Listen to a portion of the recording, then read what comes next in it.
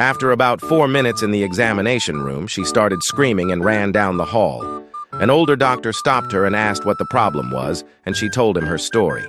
After listening, he told her to sit down and relax in another room. The older doctor marched down the hallway to the back where the first doctor was and demanded, "What's the matter with you? Mrs. Terry is 63 years old.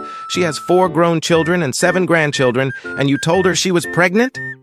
The new doctor continued to write on his clipboard and, without looking up, said, Yes, but does she still have the hiccups?"